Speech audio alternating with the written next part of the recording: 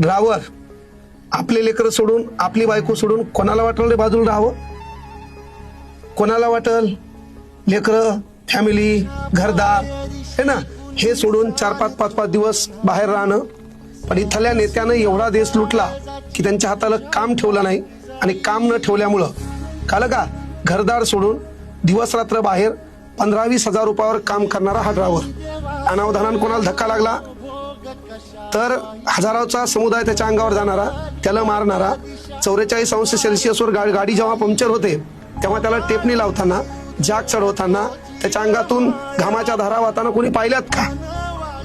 4 दिवस घर सोडून राहायचे, एखाद्या ठिकाणी गाडी खाली करायची, तिथं 8 दिवस ती गाडी थांबायची, तेव्हा 8 दिवस तिथं मुक्काम करायचा आहे ना. चहा खिचडी भज्यावर दिवस काढायचे. कुठंतरी त्या गाडीमध्येच एखादं बघून आहे त्याच्यात भात शिजवायचा आणि खायचा आहे. कारण पगार 15,000 आहे, त्या 15,000 लेकरं आहेत, त्या 15,000 पोरगी आहे, त्या 15,000 बायको आहे, घर चालवायचे. कुठंतरी एक रूम केलेली आहे, त्या रूमचा किराया आहे. आणि एवढ्यातून आपलं तो लाचार न होता, भीक न मागता स्वतःच्या स्वाभिमानानं हातात एक देशाची स्टेरिंग घेतो आणि स्वतःचं घर चालवण्याचा प्रयत्न करतो. त्याच्या फॅमिलीला डावलण्याचा कुठल्या हरामखोरांनी प्रयत्न करू नका. रीलच्या माध्यमातून व्ह्यू वाढवण्यासाठी तुमच्याकडे करोडो विषय आहेत, पण त्या विषयाच्या माध्यमातून एखादा ड्रायव्हर असेल, जवान असेल, यांच्या फॅमिलीबद्दल बोलण्याची कृपया प्रयत्न करू नका. अरे आपण गरीब आहेत, भिकार चोटांनो, आपल्याला गरिबीचा सन्मान का नाही?